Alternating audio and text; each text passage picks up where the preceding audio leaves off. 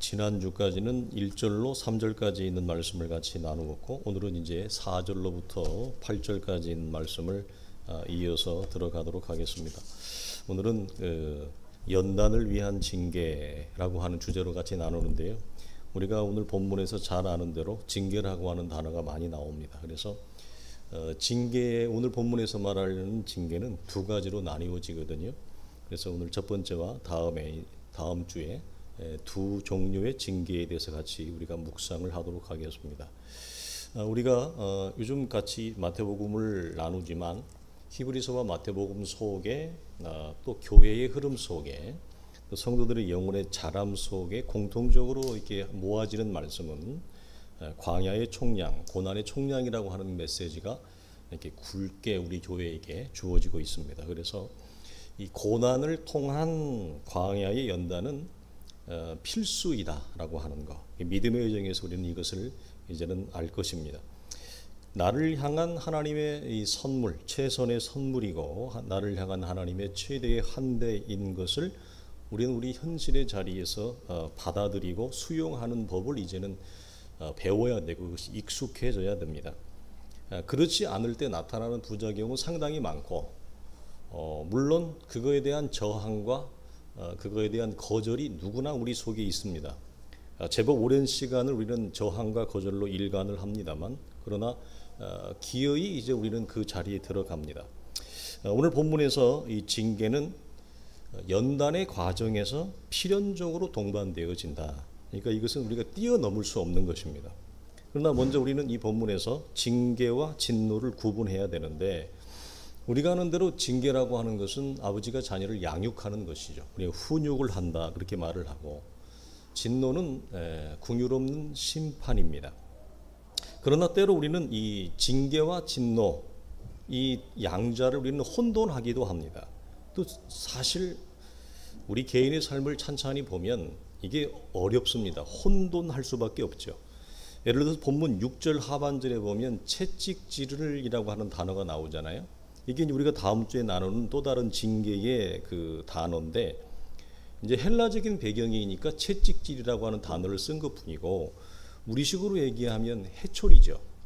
뭐 우리 문화에서는 채찍으로 자녀를 양육하는 사람은 없으니까 우리는 이제 회초리를 드는 게 이제 우리는 집안에서는 이제 제일이죠. 그래서 이 채찍질은 회초리인데, 회초리를 어떤 사람들은 진노로 이해하는 겁니다. 아버지가 자녀를 훈육하는 그 양육의 한 일환인데, 그걸 받는 사람의 입장에서는 그것을 회초리로, 진노로 이해를 하는 거죠. 충분히 그럴 수 있어요.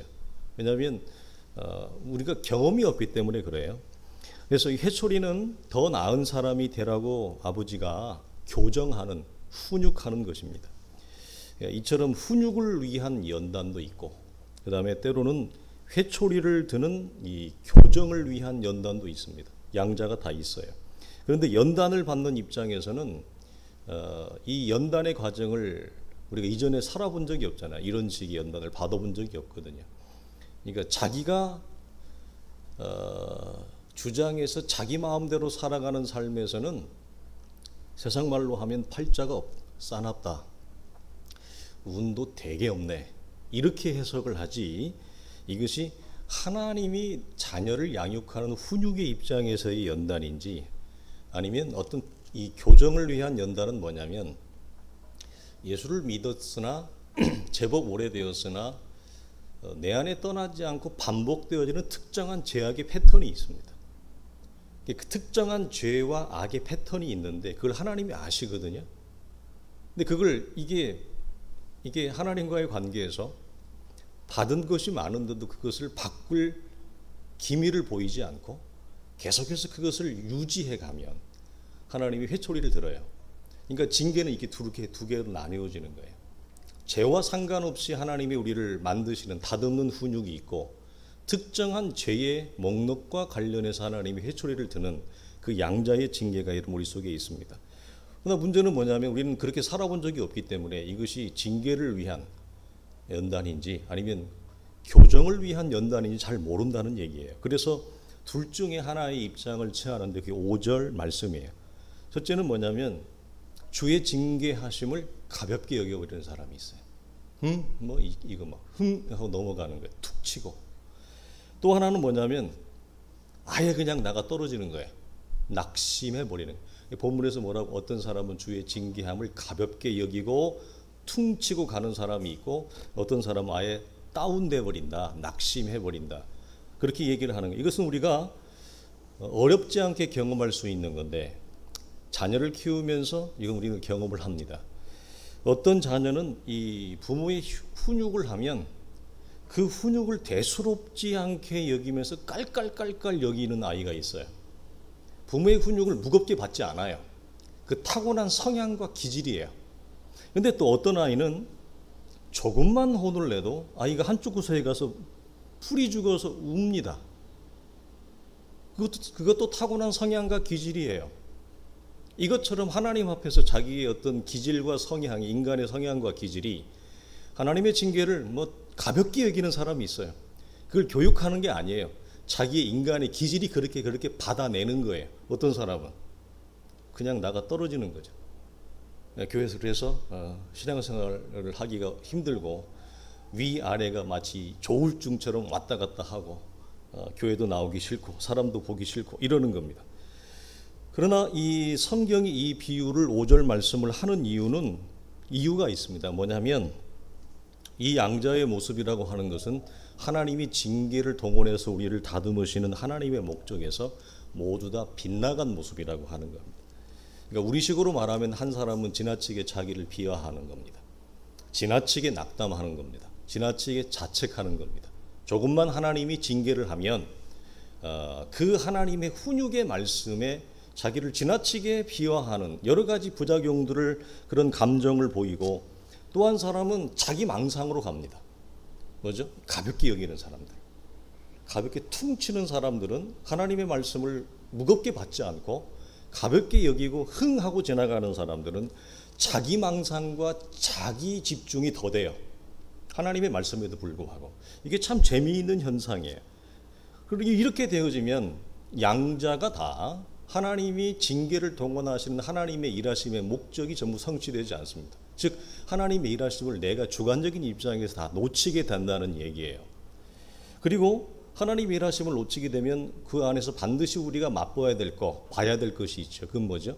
나라고 하는 이 첫사람, 아담의 옛사람의 본성의 실체를 보는데 실패합니다. 이 안목과 시선은 항상 같이 갑니다. 하나님을 놓치면 나라고 하는 존재를 보는 것에서 항상 실패해요. 그러니까 언제나 우리의 영혼과 존재가 커지고 변화되어지는 지각 변동이 일어날 때는 반드시 일어나는 그 전제와 전조가 뭐냐면 나라고 하는 존재를 새롭게 보는 그 안목이 열리거든요. 하나님의 은혜 때문에, 하나님의 일하심 때문에 나를 보게 되어지는데 그걸 놓친다는 얘기예요. 자신의 실상을 못 봐요. 양자가 자기를 지나치게 비하하거나 지나치게 자기에게 집중하면 그렇습니다. 그래서 오늘 히브리 교회 목회자는 뭐냐면 고난의 연단 속에서 이런 양자의 자세를 취하면 잘못된 결론에 이르게 되어지는 거예요. 본문의 히브리 교회 성도들이. 그래서 성급하게 잘못된 결론을 내지 마라. 하나님의 일하심을 놓치니까 나타나는 건 뭐밖에 없어요? 자신의 성급한 이 감정, 성급한 마음, 성급한 이 욕망밖에 없잖아요. 그러니까 잘못된 결론을 급하게 내버린단 말이에요. 그래서 그 잘못된 결론에 이르지 말라고 오늘 말씀을 주는 거예요. 그러니까 현실의 상황이 항상 나를 거스를 때 이제 하나님은 나를 버리셨어. 내가 이렇게 힘든 위기적인 상황, 이렇게 어려운 상황을 하나님이 알 건데 그럼에도 불구하고 하나님이 이 위기 속에서도 길을 열어주지 않는다는 것은 역시 하나님은 나에게 별 관심이 없어. 이런 성급한 결론과 생각을 갖지 마라. 그래서 하나님은 나를 외면하는 것 같은 이런 생각을 우리는 하기가 쉽습니다. 누구나 이런 이제 생각을, 부정적이고 고독한 생각을 하게 되어져 있어요. 그래서 5절을 통해 이렇게 말씀하시는 거예요. 또 아들들에게 권하는 것 같이 내가 너희에게 권한 말씀 있잖아. 그 말씀을 너는 잊었도다. 왜 말씀을 잊느냐 이거예요. 내 생각대로 내 현실대로 풀어지지 않는 상황 때문에 하나님이 나에게 주신 말씀이 있어요. 근데 조금만 어려워지면, 조금만 나의 위기가 찾아오고 내 감정과 내 삶의 숨통이 좋아오면 그 조여오는 그 순간에 잊어버렸다는 거예요. 뭘? 내가 너에게 한 말이 있잖아. 너에게 이른 권면이 있잖아. 내가 너에게 이미 수없이 너에게 준 내가 한 말이 있잖아. 왜 그 권면과 말을 잊느냐? 잊었도다, 이 얘기를 하는 거예요. 그러니까 광야의 연단과 훈련을 받는다는 것은 뭐냐면, 위기의 순간에도, 고난의 순간에도, 숨이 막히는 순간에도 하나님의 말씀을 잊어버리지 않는 훈련이 되어야 되는 거예요. 이것은 우리가 육체적인 연습과 훈련에서도 나오는데, 우리가 저는 태권도를 못 배웠습니다. 근데 이게 태권도 학원을 가면 기초를 수도 없이 반복한다면서요. 그리고 모든 격투기를 배우러 가면 제일 먼저 배우는 게 낙법 이런 거라면서요. 낙법을 수도 없이 반복하는 이유는 뭐죠? 위기의 순간에 몸이 기억해서 낙법의 자세를 취하는 것이, 그래서 몸을 보호하는 거 아닙니까? 그것처럼 하나님의 말씀을 우리가 편안하고 안락할 때는 끄집어 당겨요. 기억의 서랍장에서 끄집어 당깁니다. 은혜의 서랍장에서 끄집어 당깁니다. 그러나 훈련이 충분하게 되지 아니하면 은혜의 서랍장에서 하나님의 말씀을 꺼내는 것을 잊어버립니다. 그러면 말씀을 잊어버리니까 남는 건 뭐죠? 이 무거운 현실밖에 없습니다. 더욱 답답하죠. 더 무겁죠. 그러니까 나오는 건 뭐죠? 짜증과 원망과 분노라고 하는 것으로 일관할 수밖에 없죠. 이 말씀은 잠언 3장에 있는 말씀을 히브리 교회 목회자가 가져온 것입니다. 잠언 3장에 이렇게 말씀하는데, 내 아들아 여호와의 징계를 억울하게 여기지 말라. 그 꾸지람을 언짢게 여기지 말라. 대저 여호와께서 그 사랑하시는 자를 꾸짖으신다. 자식이 잘되기를 바라는 아버지의 마음이니라. 이걸 잊어버린다는 거예요.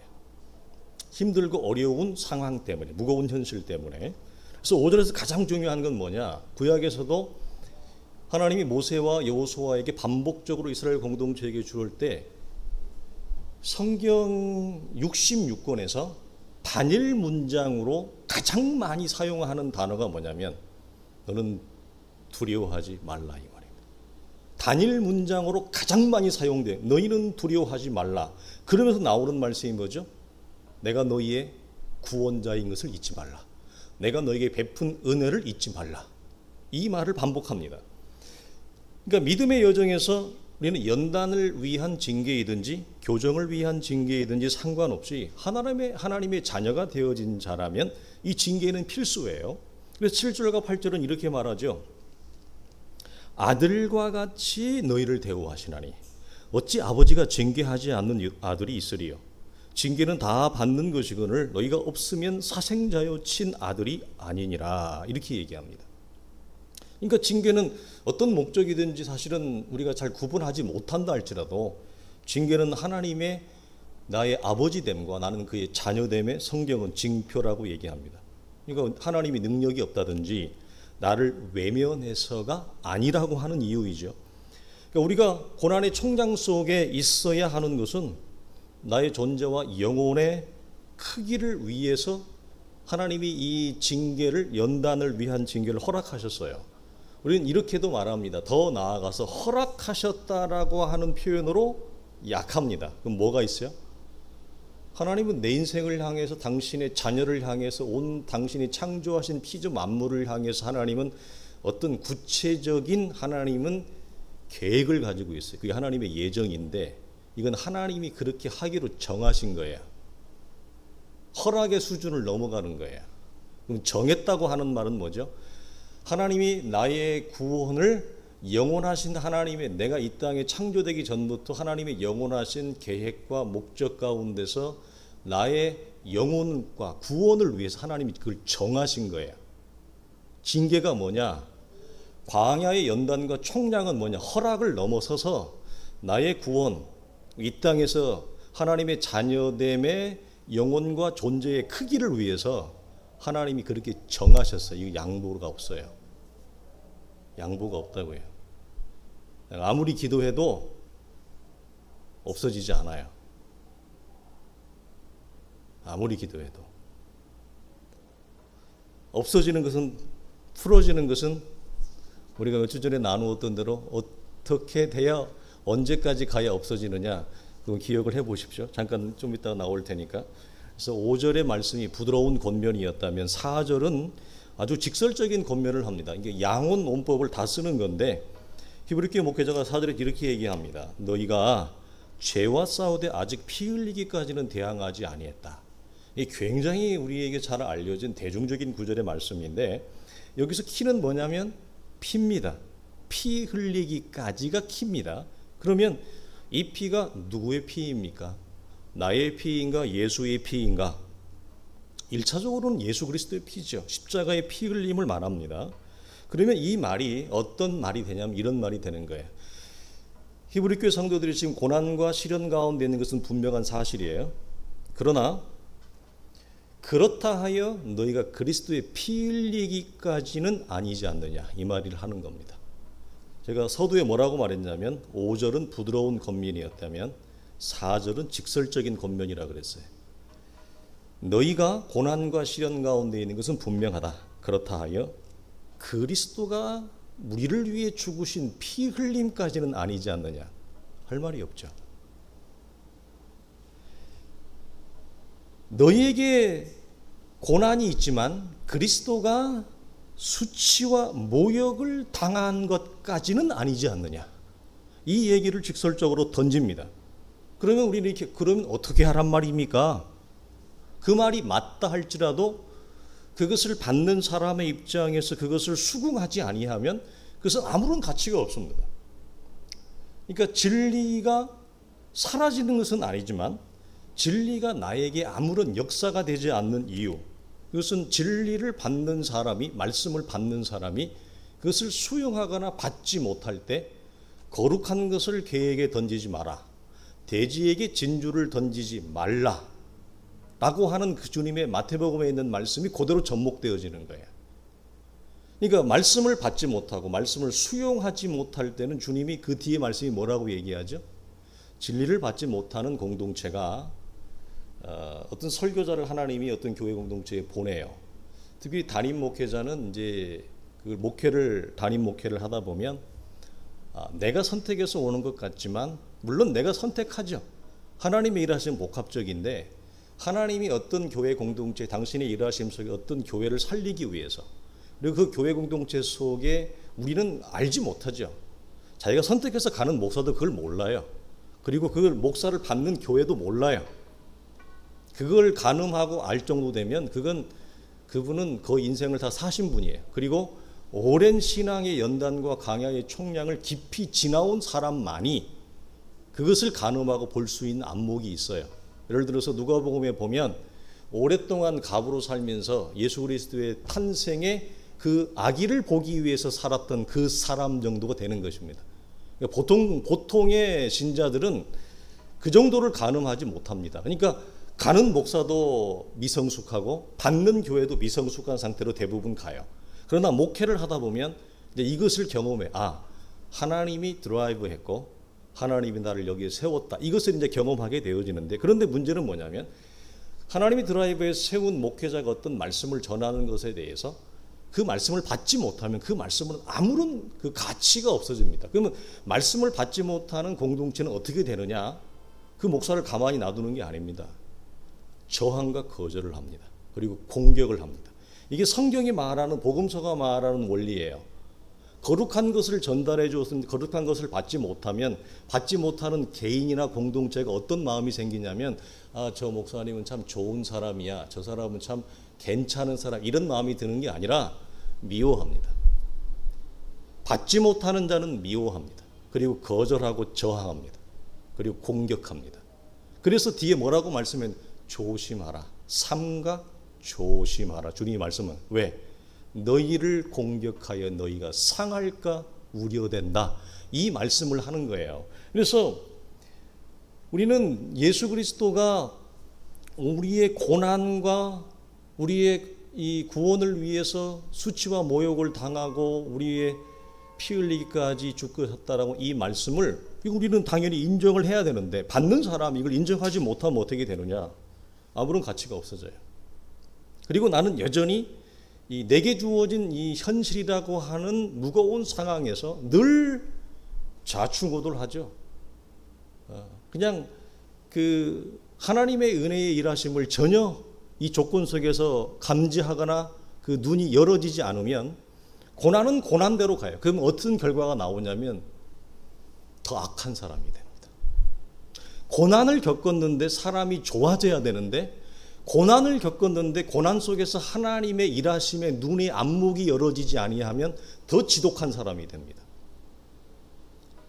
더 교만한 사람이 되고 더 자기의 삶만을 집중하는, 그러니까 자기 울타리로 똘똘 뭉치는 사람이 돼요.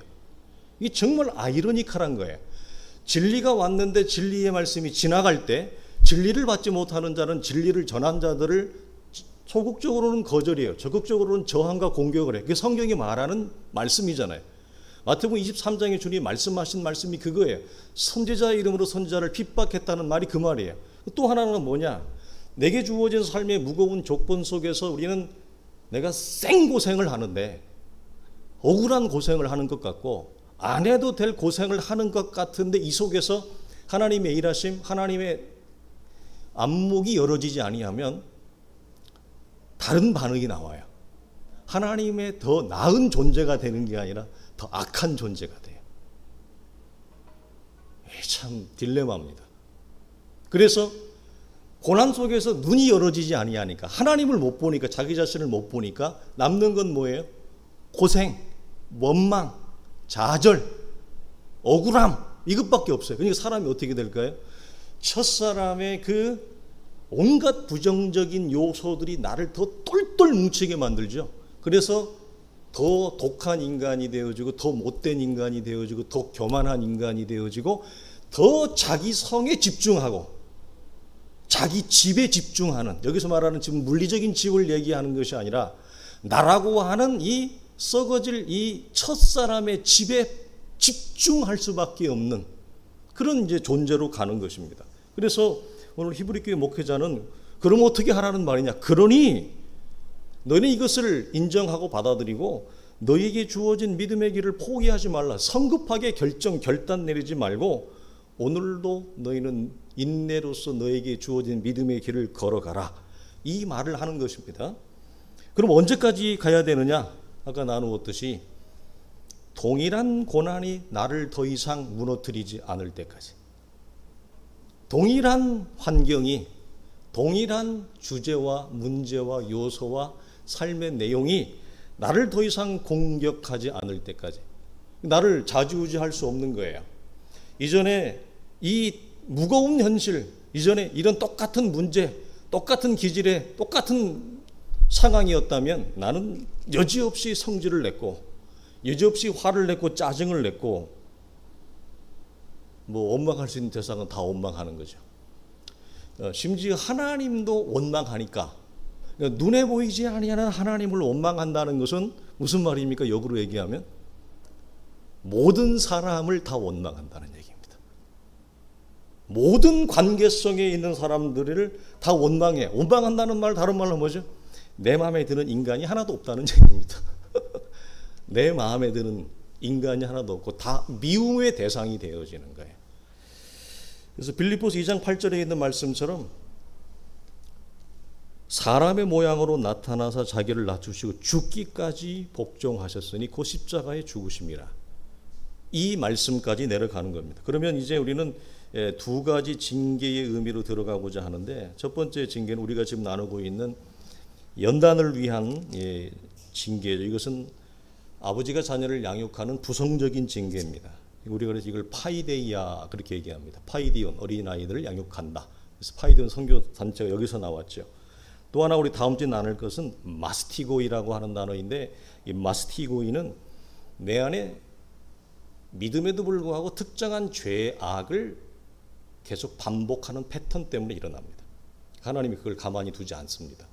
하나님의 구원 얻은 자녀가 되어졌는데 특정한 죄악의 패턴을 내가 버리지 아니하고 그것을 계속해서 견고하게 유지해 가면 하나님은 그 죄악을 벌하기 위한 하나님은 징계 해초리를 드십니다.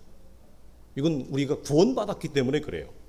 여기서 공통점, 이 두 가지 징계의 공통점은 둘 다 우리가 하나님의 자녀됨의 징표라고 하는 것이죠. 성경이 기록될 당시에 뭐 구약 시대에도 마찬가지고 신약 시대에도 마찬가지인데, 특히 헬라 시대나 지금은 이제 히브리적인 전통을 가지고 있는 유대인들은 이것이 지금도 아직까지 굉장히 강력하잖아요. 그래서 우리가 흔히 얘기하는 대로 유태인의 자녀 교육은 천재를 낳는다, 뭐 별 책도 많고 연구도 많은데, 성경이 주는 그 징계 곧 훈육은 아버지의 특권이자 의무였습니다. 그러니까 고대 시대의 성경 시대에 부모가 자녀를 훈육하지 않는 것은 무책임한 아버지의 대표적인 표시였습니다. 그리고 훈육하지 않는 부모는 자식을 버린 것과 다름이 없는 것으로 받아들였습니다. 그래서 구약 성경에 보면 우리가 유럽에 가면 그런 게 아직도 있잖아요. 이제 자기 이름을 얘기하는데 아버지의 이름을 따면서 자기 이름을 대고, 더 가문이 있는 집안은 할아버지 이름을 대고 아버지 이름을 대고 지 이름을 대고 3대가 내려와요. 근데 구약에 보면 항상 누구누구의 아들, 누구누구의 현손 이런 표현을 굉장히 많이 쓰잖아요. 그게 뭐냐면 훈육을 의미하는 겁니다. 무슨 말이냐면 내가 아버지의 이름을 동원해도 부끄럽지 않는 삶의 내용을 가지고 있다는 겁니다. 내가 아버지와 할아버지의 이름을 동원해도 내 지금의 모습이 나는 우리의 가문, 우리의 가정이 중요시하는 가문의 전통을 따라 잘 훈육받은 사람으로 되어 있다라고 하는 것을 말하기 위해서 아버지와 할아버지의 이름을 동원하는 것이죠. 그런 배경이 있습니다. 우리는 거기까지는 아니지만 저희 어릴 때만 해도, 요즘은 그렇지 않지만 그렇잖아요. 학교 선생님이나 교무실에 무슨 일 때문에 가면 너희 아버지가 뭐 하시냐? 너희 아버지는 어떤 사람이냐? 이걸 물어보는 게 저희 어릴 때까지만 해도 일반적인 선생님들이 하시는 말씀이었어요. 예.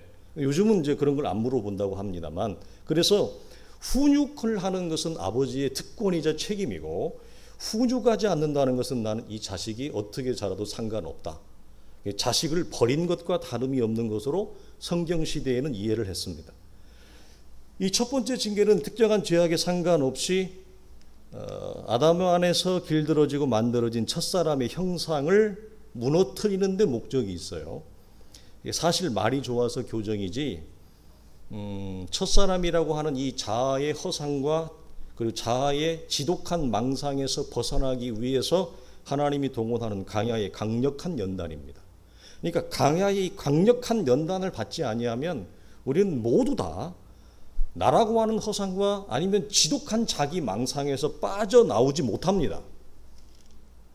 이건 나이가 들어가도 마찬가지입니다. 나이가 100살이 돼도 마찬가지입니다. 유튜브에 보면 연세대학교 사회학과 교수라고 하시는 어떤 분, 참 훌륭하신 분이 나오는데 그분이 100세가 넘었습니다. 저는 이제 그분이 연세가 많으니까 그분이 하는 얘기를 가끔 강의를 듣습니다. 근데 100세가 넘은 어른치고는 70대에 이런 내용들이 깨달아지고 이런 내용과 연단으로 훈련되어진 사람들이 하는 말보다도 훨씬 수준이 낮아요. 사실 들어보면. 물리적으로 따지면 30년 이상을 더 산 겁니다. 그 어르신이. 그리고 그분은 일반적인 사람이 아니라 우리나라 소위 명문대에서 오랫동안 교수를 하고 그런 분임에도 불구하고 그것이 보장되지 않는다는 게 무슨 말입니까? 나이가 들어도 그냥 시간을 내 속에서 무의미하게 지나가도록 허락하면 결코 자아라고 하는 이 망상과 지독한 자기 허상에서 사람은 나오지 못합니다. 그렇게 살다가 대부분 죽습니다. 자기가 어떤 존재인지도 모르고 하나님이 나를 어떤 존재로 하나님이 나를 계획하셨고 어떤 목적으로 이끌겠다라고 하는 그 풍성한 세계의 맛을 전혀 보지 못한 채 나이가 들수록 그 풍성한 세계의 맛을 못 보면 사람은 나이가 들수록 더 자기 집중적인, 자기에게 여러분 거의 광신하게 됩니다. 자기를 광신한 스스로 광신자가 되어집니다. 그래서 말이 더 안 통하는 겁니다. 나이가 들어갈수록. 그래서 하나님 우리를 그런 광야 속으로 이끄시는 이유는 뭐냐면 우린 모두는 스스로 광야 속으로 내가 자원해서 들어가지 않기 때문에 그렇습니다. 누가 여러분 스스로 자신의 인생을 광야 속으로 여러분 집어넣겠습니까? 몰아가겠습니까? 그래서 우리에게 뭐가 필요하냐면 은혜가 필요합니다. 어떤 은혜가 필요하느냐? 광야로 우리를 밀어내는 은혜. 그것도 우리가 안 들어가려고 버티기 때문에 하나님이 강력한 덧세게 우리를 광야 속으로 집어넣는 하나님의 은혜가 필요해요.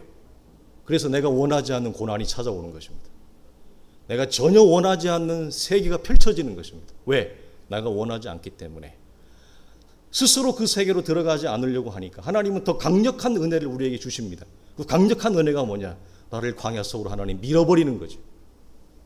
그러면 그 광야라고 하는 징계 속에서 우리는 비로소 이전에는 단 한 번도 생각하지 않았던 걸 생각합니다.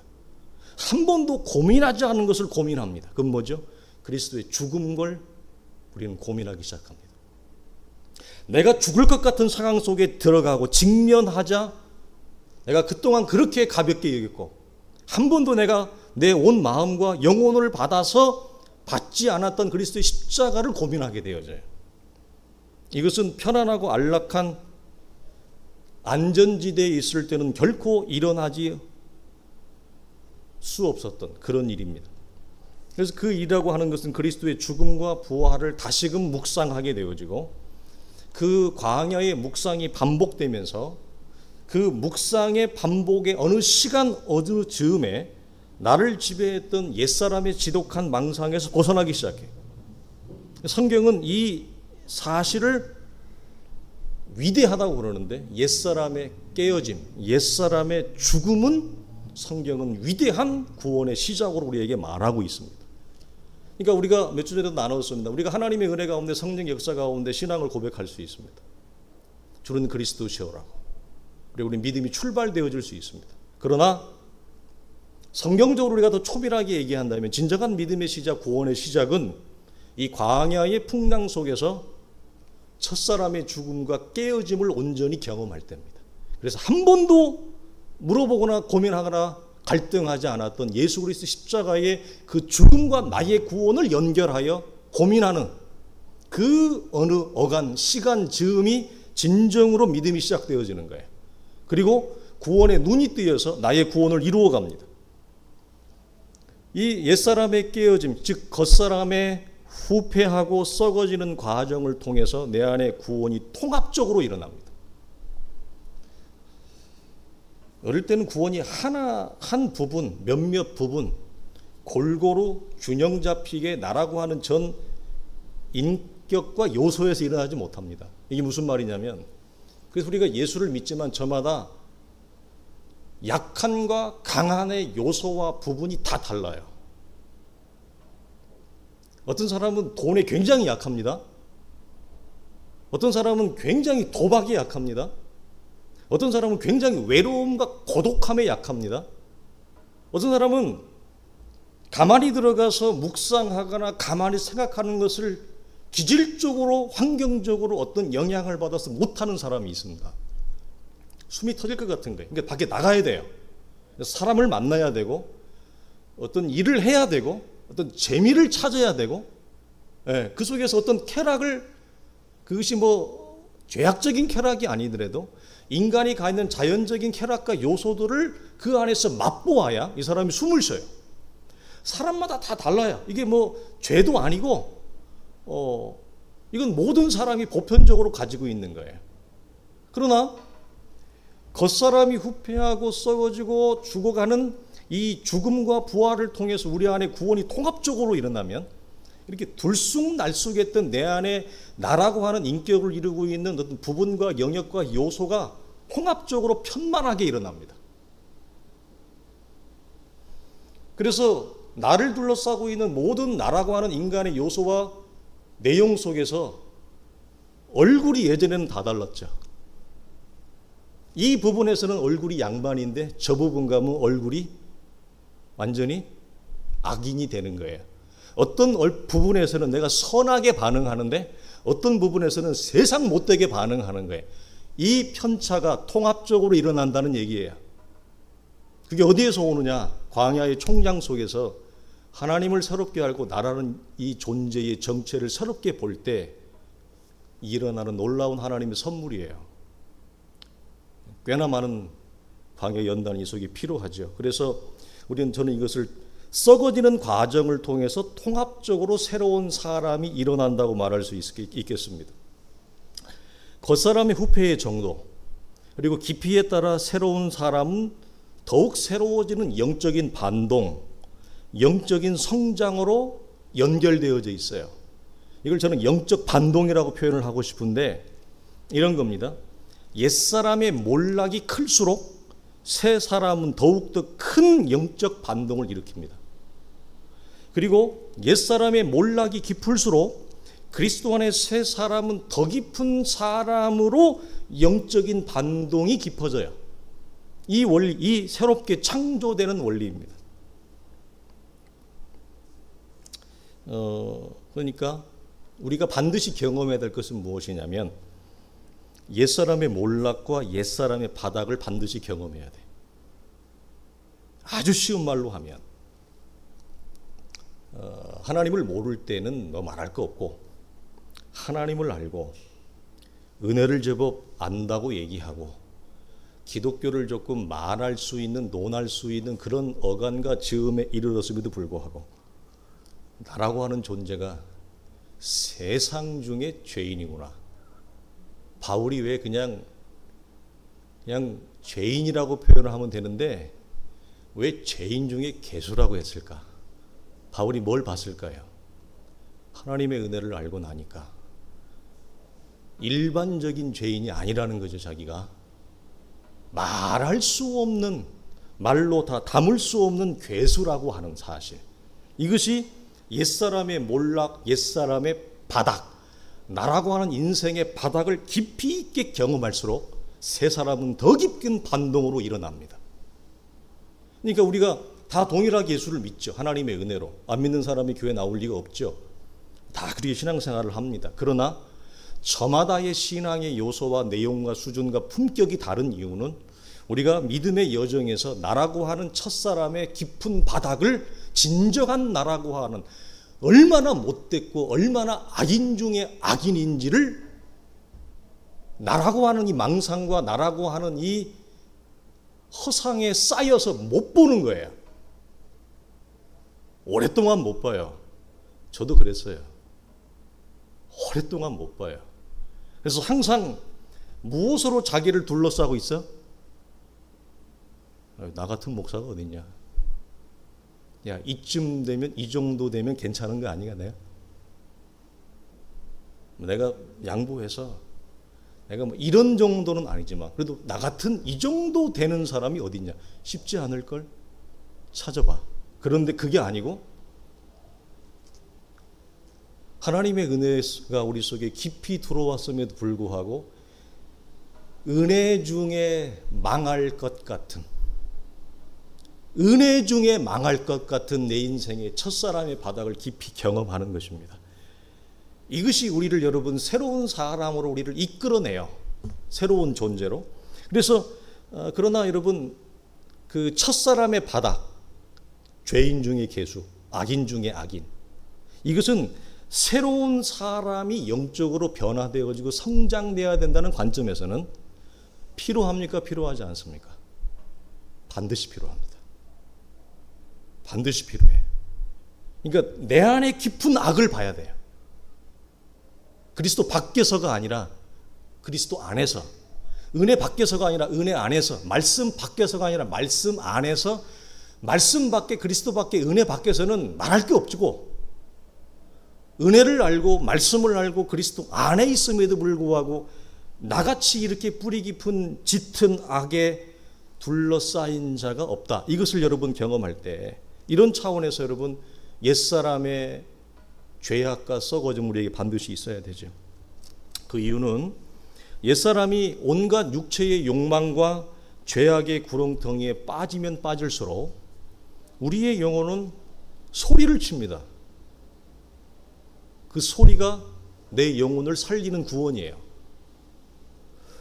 성 어거스틴이 그랬거든요. 젊은 날 우리가 북아프리카 우리 얼마 전에 노아성경 다녀갔는데 티니지가 성 어거스틴이 그렇게 온갖 죄악의 욕망, 육체의 욕망, 육체의 탐욕과 탐닉에 하루를 그 많은 돈을 들여서 공부를 시키라고 유학을 보냈는데 어거스틴은 아침부터 잠에 자서 쓰러질 때까지 술과 여자와 육체의 이 탐닉으로 술과 여자와 도박으로 젊은 날을 누리고 싶은 대로 이 탐욕의 끝이 어디인지 탐닉의 끝이 어디인지를 달렸던 사람이에요. 그러니까 성 어거스틴이 진짜 탕자예요. 그런데 그렇게 많은 육체의 욕망을 탐닉했지만 찾아오는 것은 뭐죠? 그 영혼이 소리쳤어요. 육체가 육체의 욕망을 추구할수록 그 안에 있던 영혼은 소리를 쳤어요. 어떤 소리를 쳤어요? 이 바보야, 여기에는 네가 원하는 구원이 없잖아.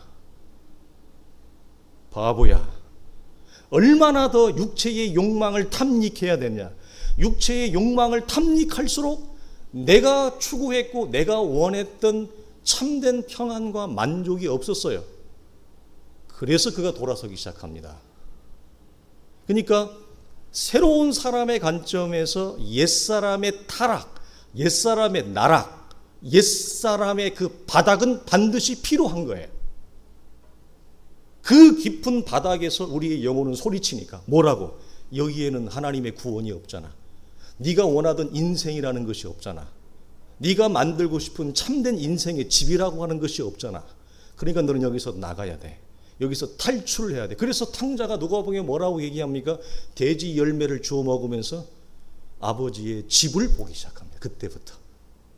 그래서 아버지의 집으로 내가 돌아갈 마음을 그가 먹어요.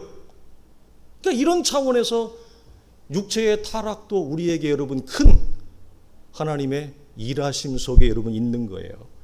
그러므로 성도는 여러분 십자가에 연합될수록 나를 사랑하사 자기를 버리신 그리스도를 믿는 믿음이 더욱더 명확해져요. 이 모든 것은 그래서 바울이 로마서 6장에서 얘기하는 것처럼 그리스도의 십자가의 연합과 죽음에 우리가 얼마나 깊이 있는 개입과 간섭과 참여가 되어졌느냐.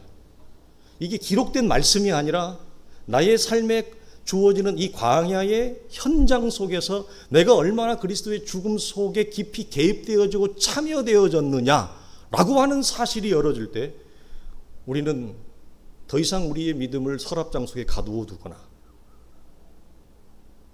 말씀이 연달아 이어지는 말씀의 잔소리로 끝나지 아니하고 나의 삶의 실제를 이루게 되어지는 그리고 그 새로운 존재와 신분에 걸맞는 삶의 연출이 여러분 우리 속에 일어나는 것입니다. 이것이 첫 연단을 위한 징계의 범주와 목적입니다. 그러나 우리가 개인적인 죄악과 상관없이 우리가 아직 이 세계의 이 내용에 이 진리의 중심에 이르지 못했다면 우리는 여전히 광야의 총량 속에 있어야 합니다. 아직도 부족한 거죠. 미흡한 거죠. 그래서 이 길은 우리가 맛보지 못한 진리의 풍성함과 진리의 우리가 맛보지 못한 그 풍성한 세계에 이룰 수 있는 반드시 필요한 걸음이기에 결론적으로 축복입니다. 그래서 하나님은 특별한 죄악에 상관없이 당신의 자녀들 속에 이것을 허락을 넘어서 하나님은 마음에 정하신 겁니다. 이걸 기쁨으로 걸어가는 거예요. 피한다고 될 일이 아닙니다. 피한다고. 그래서 우리가 중간에 나누었죠. 그건 외면적인 바깥에서 나를 보는 문장입니다. 무슨 말이에요? 똑같은 상황과 똑같은 문제가 나를 더 이상 허물어뜨리지 않을 때까지, 나의 상태를 공격하지 않을 때까지는 외부에서 나를 말하는 겁니다. 내부에서 나를 말할 때는 어떤 일에도 나는 내 존재와 영혼이 하나님의 일하심을 내 전 인생으로 내 전 삶 안에서 받아들일 각오와 그릇과 내용이 준비된 겁니다. 내가 주관적으로 내부적으로는. 그러니 외부적으로 똑같은 일이 일어나도 이전과 같이 반응하지 않는 것입니다. 그러니까 이전과 다른 반응, 이전과 다른 액션을 우리가 취해야 되는 거죠. 그래서 하나님은 이것이 우리 속에 축복이라고 얘기를 하죠. 그래서 11절을 이하를 보면 이렇게 얘기하지 않습니까? 무릇 징계가 당시에는 즐거워 보이지 않고 슬퍼 보이나 후에 그로 말미암아 연단 받는 자들은 무엇을 맺느냐? 의와 평강의 열매를 맺느니라. 그러므로 피곤한 손과 연약한 무릎을 일으켜 세우고 너희 발을 위하여 곧은 길을 만들어 저는 다리로 하여금 어그러지지 않고 고침을 받게 하라. 무슨 말이죠? 죽을 것 같은 이 상황이지만 인내로서 믿음의 여정과 경주를 너는 다 하거라. 이 말입니다. 우리 사랑하는 성도들이 이 모습을 보고 있는 것은 사실은 목회자로서는 그렇게 유쾌한 일은 아닙니다. 성도들이 힘들어하거나 성도들이 숨차하거나 성도들이 무거워하는 것을 보고 기뻐하는 목회자는 없습니다. 마음이 점이져 오는 것이 분명한 사실입니다. 그러나 저나 우리 성도들이나 우리 모두가 다 의와 평강의 열매를 맺는 존재로 그렇게 설 것입니다. 우리 사랑하는 교회 공동체가 이런 은혜가 있기를 주의 이름으로 축원합니다.